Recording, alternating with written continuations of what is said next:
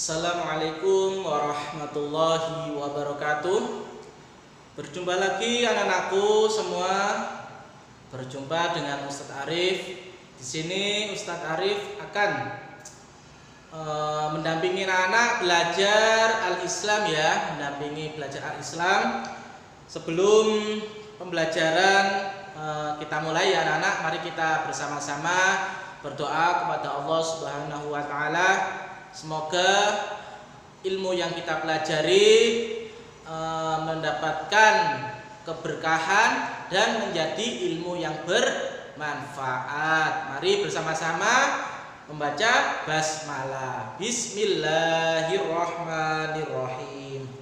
Oke anak-anakku, pada kesempatan kali ini kita akan belajar rangkuman surat Al-Fatihah dan surat An-Nas ya. Kemarin kita sudah belajar surat Al-Fatihah ya. Coba dibuka lagi bukunya, ayo. Yang belum membuka buku Al-Islamnya dibuka. Dibuka dulu buku Al-Islamnya ya. Dibuka halaman 8 ya. Dibuka halaman 8. Di sini ada rangkuman dari pembelajaran kemarin ya, dari surat Al-Fatihah.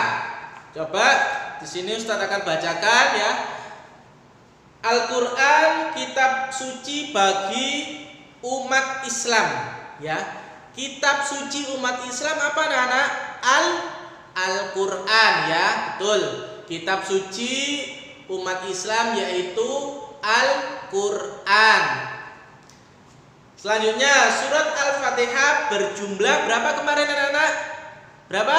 7 ayat ya. Jadi jumlah di dalam surat Al-Fatihah itu ada 7 ayat ya. Ada 7 ayat. Surat Al-Fatihah diturunkan di kota Makkah. Ingat-ingat, surat Al-Fatihah diturunkan di kota Makkah. Pintar. Selanjutnya, surat Al-Fatihah wajib dibaca pada saat sholat ya. Ingat anak-anak, pada anak-anak waktu sholat ya, pada waktu melakukan ibadah sholat fardu, anak-anak wajib membaca surat Al-Fatihah. Kalau anak-anak tidak membaca surat Al-Fatihah pada waktu sholat, maka sholatnya tidak sah ya, tidak sah sholatnya. Jadi harus dibaca pada waktu sholat. Surat Al-Fatihah disebut As-Sabul Mathani ya. As-Sabul Mathani ya. Nah, apa artinya Ustaz? Nah, di bawahnya diterangkan. As-Sabul Mathani yaitu surat yang berulang kali dibaca saat sholat. Nah, pasti ya. Semisal sholat subuh. Ayo, sholat subuh ada berapa rakaat anak-anak?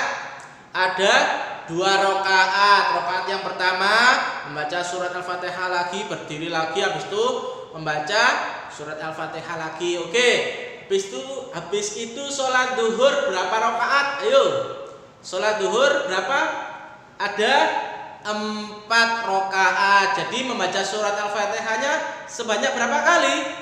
4 kali. Pintar. Habis itu sholat asar. Sholat asar berapa rakaat? Pintar, ada 4 rakaat ya. Jadi membaca surat Al-Fatihah berapa kali? 4 kali. Habis itu sholat maghrib. Sholat maghrib ada berapa rakaat?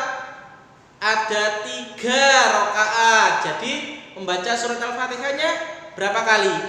3 kali. Terus sholat isya. Sholat isya ada berapa rakaat? Ada 4 rakaat. Jadi membaca surat Al-Fatihah berapa kali? 4 kali ya. Jadi itu tadi artinya As-Sabul Mathani yaitu pengulangan atau surat yang dibaca berulang-ulang ya. Arti Al-Fatihah yaitu adalah apa anak kemarin? Pembuka ya. Jadi arti dari Al-Fatihah yaitu pembuka. Surat Al-Fatihah disebut Ummul Kitab. Ummul Kitab yaitu apa? Ummul Kitab yaitu adalah induk Al-Quran. Ummul Kitab yaitu apa tadi? Induk Al-Quran. Al-Quran berisikan tentang pokok-pokok ajaran Islam, ya. Jadi di Al-Quran itu berisi ajaran pokok-pokok, ya, perilaku kehidupan apa? Ajaran Islam. Di situ nanti ada bagaimana jual beli, ya. Di situ tadi nanti ada bagaimana cara berwudu, terus tentang ibadah, ya, muamalah ibadah dan lain-lain. Jadi di Al-Quran itu adalah sumber ilmu pengetahuan, ya. Al-Quran itu adalah sumber ilmu pengetahuan, ya. Barang siapa yang berpegang teguh pada Al-Quran, maka dijamin oleh Allah Subhanahu wa taala tidak akan tersesat, ya. Jadi kita harus apa? Kita harus cinta dan mengamalkan Al-Quran, ya. Apa yang ada di dalam Al-Quran kandungannya kita pelajari, kita amalkan, ya, supaya kita menjadi orang-orang yang apa? Yang beruntung, pinter. Al-Quran adalah pedoman yang menyempurnakan kitab-kitab sebelumnya, ya. Al-Quran itu adalah penyempurna bagi kitab-kitab sebelum Al-Quran, ya, sebelum Nabi Muhammad, ya. Yaitu ada kitab apa aja? Ada Injil, Taurat, Zabur. Oke, selanjutnya Al-Quran terdiri dari 6.666 ayat, ya, dan 114 surat, dan ini yang paling umum. Ada berapa juz di dalam Al-Quran? Ada 30 juz, ya. Oke. Habis itu nanti coba, ya, di rumah anak-anak mengerjakan latihan, ya. Latihan ini ada soal-soal yang mengenai surat Al-Fatihah, ya. Surat Al-Fatihah berjumlah berapa ayat, ya. Nanti minta tolong kepada Yanda Bunda untuk mendampingi Ananda di dalam belajar, ya. Dalam belajar, dalam mengerjakan tugas, dibantu Yanda, Bunda ataupun kakak. Nanti dijawab di sini aja, anak, ya. Dikerjakan di buku Alkitab ini, ya, Al-Islam ini, ya. Diisi, dijawab yang betul yang mana. Terus ini juga diisi, sila titik-titik dengan benar. Ini juga diisi, ya. Al-Fatihah berjumlah titik-titik berapa, ya. Ini ditulis, ya. Jangan lupa pakai pensil nulisnya. Oke, sampai ini, sampai halaman 10, ya. Dikerjakan. Nah, semisal yang C ini ngerjakannya di sini nggak apa-apa, di bawahnya ini, ya. Nah, di sini, di bawahnya sini. Oke. Mungkin itu, ya, untuk rangkuman dari surat Al-Fatihah tadi, ya. Ustadz yakin anak-anak sudah hafal, ya, sudah hafal surat Al-Fatihah. Oke, coba bersama-sama lagi, ya, kita baca surat Al-Fatihah, ya, bersama-sama. 1, 2, 3. Bismillahirrahmanirrahim. Alhamdulillahi Rabbil Alamin. Ar-Rahmanir-Rahim. Maliki Yaumiddin. Iyyaka na'budu wa iyyaka nasta'in. Ihdinas siratal mustaqim. Siratal ladzina an'amta 'alaihim ghairil maghdubi 'alaihim waladdallin. Itu tadi bacaan surat Al-Fatihah. Oke, berlanjut ke surat An-Nas. Ya, oke, berlanjut ke surat An-Nas, ya, anak-anak. Dibuka halaman 12 ya. Halaman 12. Oke, sudah ya. Dibuka halaman 12. Di situ ada tulisan Arab surat An-Nas dan terjemahannya ya. Coba surat An-Nas itu artinya apa anak-anak? An-Nas manusia. Oke, pintar. Nah, di sini ada ya. Arti An-Nas adalah manusia ya. Pesan surat ini agar manusia selalu melakukan permohonan dan perlindungan kepada Allah Subhanahu wa taala atas bisikan-bisikan setan ya yang selalu menggoda manusia. Permohonan dan perlindungan hanya kepada Allah, sebab Allah sebagai pencipta, pengatur dan pemberi rizki diperintahkan untuk memohon perlindungan. Jadi anak-anak, kalau kita memohon perlindungan kepada siapa? Agar terhindar dari bisikan-bisikan setan, kepada Allah Subhanahu wa taala.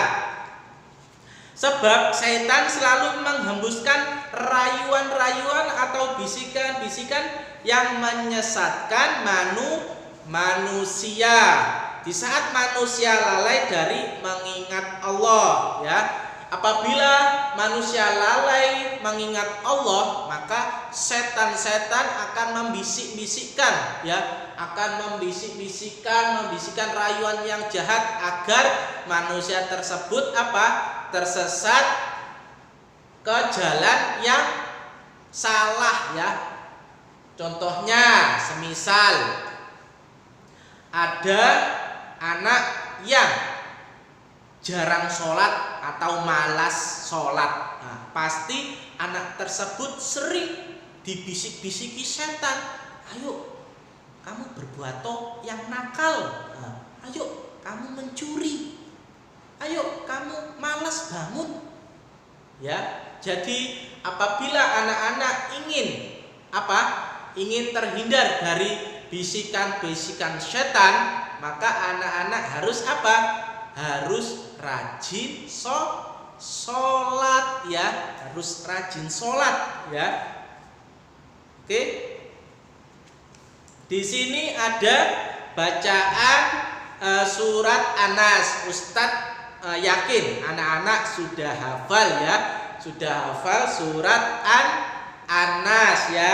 Di sini surat An-Nas terdiri dari berapa ayat? Nah, dihitung, ayo. 1, 2, 3, 4, 5, 6. Surat An-Nas artinya yaitu manusia terdiri dari 6 ayat. Oke, mari kita membaca surat An-Nas ya. Mengikuti semua yang di rumah Nanda ya, diikuti ya, supaya hafalannya tambah lancar. Oke, sama-sama. Bismillahirrahmanirrahim. Qul a'udzu birabbin nas, malikin nas, ilahin nas, min syarril waswasil khannas, alladzi yuwaswisu fi sudurin nas, minal jinnati wan nas. Shadaqallahul azim. Oke, itu tadi contoh bacaan surat An-Nas. Pintar. Terjemahannya atau artinya yaitu, katakanlah aku berlindung kepada Tuhan yang memelihara dan menguasai manusia. Yang kedua yaitu raja manusia. Yang ketiga sembahan manusia. 4 yaitu dari kejahatan atau bisikan setan yang biasa bersembunyi ya. Bisikan setan itu ada di mana sih Ustaz ya? Bisikan setan itu ada di hati ya, ada di hati. Apabila hati anak-anak atau hati anak-anak yang malas sholat, hatinya akan sering dibisik-bisiki berbuatlah kejelekan, suka mencuri atau malas diperintah orang tuanya membantah. Nah, itu tadi. Oleh karena itu kita sekolah di Muhammadiyah ini diajarkan oleh ustadz-ustadzah untuk rajin sholat, rajin membaca Al-Quran, rajin menghafalkan Al-Quran ya. Tujuannya yaitu supaya kita apa? Dijaga oleh Allah dari kejahatan atau bisikan setan yang terkutuk ya. Oke. Terus yang membisikkan kejahatan ke dalam dada manusia itu tadi ya. Terus dari golongan jin dan manusia. Ternyata ya, setan itu ada yang dari bangsa jin yang tidak bisa kita lihat ya. Bangsa jin itu kita tidak bisa melihat, tapi jin tersebut bisa melihat kita ya. Dan yang kedua, setan dari manusia. Setan manusia itu seperti apa, Ustadz? Ya, setan manusia itu adalah orang-orang yang apa? Melanggar perintah Allah. Semisal orang yang suka mencuri, itu adalah setan manusia. Ya. Terus orang yang suka korupsi, ya. Terus apalagi? Orang yang tidak mau menjalankan perintah Allah. Nah, itu tadi dinamakan setan dari apa? Dari manusia ya. Disuruh ibadah males. Terus tapi kalau berbuat kejahatan sangat suka, itu setan manusia. Ya. Oleh karena itu manfaat dari surat An-Nas itu yaitu menghindarkan kita dari bisikan setan ya, dari bisikan setan-setan yang terkutuk ya. Oleh karena itu Ananda harus hafal surat An-Nas. Oke. Coba di sini ya. Halaman 14 anak-anak, halaman 14 nanti diisi ya, diisi juga ya. Ustaz kok tugasnya banyak? Gak apa-apa, supaya Ananda tambah pinter, supaya tambah pinter ya. Terjemahan surat An-Nas adalah tadi apa? Manusia. Agar manusia tidak kena bisikan dan rayuan setan, sebaiknya melakukan apa tadi? Ayo yang Ustaz jelaskan tadi apa? Melakukan sholat ya, sholatnya harus rajin, tidak boleh bolong-bolong. Tadi siapa yang sholat subuh? Ayo, sudah dibangunkan sama wali kelasnya kan? Ya, sudah dibangunkan ya. Jadi kalau sudah bangun langsung bergegas mengambil air wudhu. Untuk apa? Untuk berwudhu supaya setannya lari terbirit-birit ya. Oke. Mungkin itu aja tugasnya ya. Yang tadi ya. Yang apa? Halaman 9 ini sampai 10 dan halaman 14 yang atas ya. Mungkin itu aja tugasnya wis. Cuma 2 ya. 2 tapi cukup banyak enggak apa-apa. Supaya anak-anak apa? Anak-anak tambah pinter, tambah nanti nulisnya tambah bagus ya. Tambah bagus. Nah, mungkin ya cukup itu untuk Yanda dan Bunda. Ustadz minta bantuannya supaya menemani Ananda belajar di rumah ya, supaya menemani Ananda belajar di rumah. Dan untuk tugasnya jangan lupa ya, Ustadz selalu mengingatkan untuk tugas harus difoto dan dikirim ke link yang sudah disediakan ya. Tujuannya yaitu tetap sama sebagai absensi dan apa? Dan nilai tugas. Kasihan kalau Ananda tugasnya nggak difoto, nggak dikirimkan ke link Bunda, nanti nilainya kosong ya, akan tertinggal sama teman-teman yang lain. Mungkin cukup itu untuk pembelajaran kali ini. Semoga anak-anakku hafal ya surat Al-Fatihah, surat An-Nas ya. Dan jangan malas untuk sholat ya, untuk murojaah tetap yang dari ustadzah ya, yang hafalannya surat-surat pendeknya tetap jangan jangan malas, tetap semangat untuk hafalannya. Mungkin cukup itu ya. Semoga pembelajaran kali ini diberikan oleh Allah ilmu yang bermanfaat ya, bermanfaat kepada kita semua sehingga kita bisa faham dan bisa melakukan, mengamalkannya dan saling berbagi ya, saling berbagi. Semisal saling berbagi, adiknya belum bisa surat Al-Fatihah, kita mengajarkan adik kita baca, yuk Dik, kita ajarin. Kakak tadi sudah di sekolah atau diajari oleh ustadzah surat Al-Fatihah, ayo Dik, kita ajarin ya, gitu gak apa-apa, meskipun 1-2 ayat gak apa-apa. Itu namanya ilmu yang bermanfaat, kita mau mengajarkan ke orang lain ya. Akhirul kata ya, semoga anak-anak tetap semangat belajarnya. Oke. Ustadz mohon maaf yang sebesar-besarnya apabila ada tutur kata Ustadz yang masih kurang lancar ya, Ustadz mohon maaf, sekali lagi mohon maaf yang sebesar-besarnya. Mari kita tutup pembelajaran pada kesempatan kali ini dengan membaca doa kafaratul majlis bersama-sama. Bismillahirrahmanirrahim. Subhanakallahumma wa bihamdika asyhadu an la ilaha illa anta astaghfiruka wa atubu ilaik. Ihdinas siratal mustaqim. Wassalamualaikum warahmatullahi wabarakatuh.